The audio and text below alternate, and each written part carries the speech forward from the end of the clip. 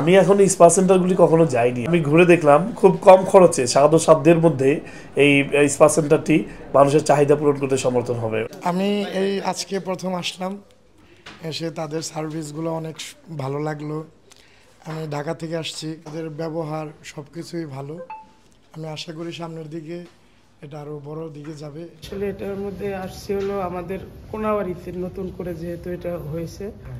আমি ঢাকায় অনেক কাজ করছি, কিন্তু আসলে এখানে যেই প্রযুক্তি এরা চালু করছে এই জিনিসগুলো কিন্তু আসলে অত্যাধুনিক মেশিনগুলো কিন্তু এখানে আনা হয়েছে। সেই জন্যই আমি এখানে একটু রিল্যাক্স মুডে করতেছি, কিন্তু ঢাকায় অনেক করেছি এরকম না। এর জন্যই এখানে আমি দেখতে পাচ্ছি যে নতুন মেশিনগুলো আনছে, সেই হিসেবে মনে করেন যে আমি এটা একটু ইউজ করতেছি। একটু এটা লোক বডি ম্যাসেজ করার মেশিন। অন্য জায়গায় যেই আমি মেসেজ করছি, কিন্তু এরকম আমি পাইনি কোথাও। কিন্তু এটা আসলে অনেক সুন্দর, অনেক ভালো। এই যে আজকে এই স্পা সেন্টারটি আমরা ঘুরে দেখলাম, আধুনিকায়ন বিশ্বের সাথে তাল মিলিয়ে আমাদের উদ্যোক্তারা, বিশেষ করে তরুণ উদ্যোক্তারা যেভাবে ব্যবসা বাণিজ্যকে সম্প্রসারণ করার চেষ্টা করছে, আমি মনে করি তাদেরকে এগিয়ে নিয়ে যাওয়ার দায়িত্ব আমাদের সকলের। এবং মানুষের, আমি ঘুরে দেখলাম খুব কম খরচে সাধ্যের মধ্যে এই স্পা সেন্টারটি মানুষের চাহিদা পূরণ করতে সমর্থন হবে আমি বলে মনে করি।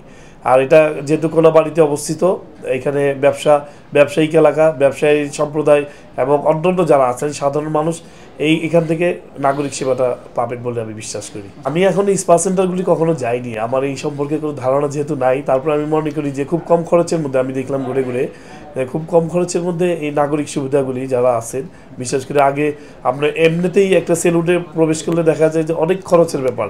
তো এইটা সেই সাথে যুগের সাথে তাল মিলিয়ে আধুনিকায়নের সাথে সমন্বয় করে সামঞ্জস্য বজায় রেখে এটা আমার মনে হয় মানুষের জন্য ক্রয় ক্ষমতার মধ্যে বা তার সাধ্যের মধ্যে এটা একটা গুরুত্বপূর্ণ ভূমিকা পালন করতে সক্ষম হবে। আমাদের তরুণ উদ্যোক্তারা যেভাবে দেশকে এগিয়ে নিয়ে যাওয়ার জন্য চেষ্টা করছে, ব্যবসা যদি আমাদের স্থিতিশীল অবস্থা, পরিস্থিতি যদি বজায় থাকে, রাজনৈতিক স্থিতিশীল অবস্থা যদি বিরাজমান থাকে, তাহলে আমি মনে করি যে আমাদের তরুণ উদ্যোক্তারা এই দেশকে এগিয়ে নিয়ে যেতে সক্ষম হবে সামনের দিনগুলো। দেখেন, এই প্রতিষ্ঠানের মাধ্যমে কিন্তু অনেকগুলো সংস্থা কর্মীদেরকে আপনার এখানে কর্মসংস্থানের সৃষ্টি হয়েছে, সুযোগ তৈরি হয়েছে। নিঃসন্দেহে তাদের পরিবারগুলো এখান থেকে আয়ের উন্নতির মাধ্যমে, রোজগারের মাধ্যমে কিন্তু তারা তাদের ভরণ পোষণ চলবে।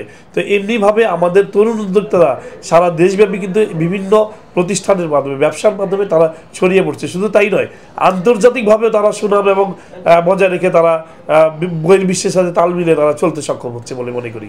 আমাদের এখানে মূলত hair cut, regular hair cut, regular beard cut, তারপর এক্সিকিউটিভ লঞ্জের VIP hair cut, beard cut, spa, body massage, electric massage, pedicure, manicure, regular facial, executive facial, premium hair কাটের ব্যবস্থা আছে।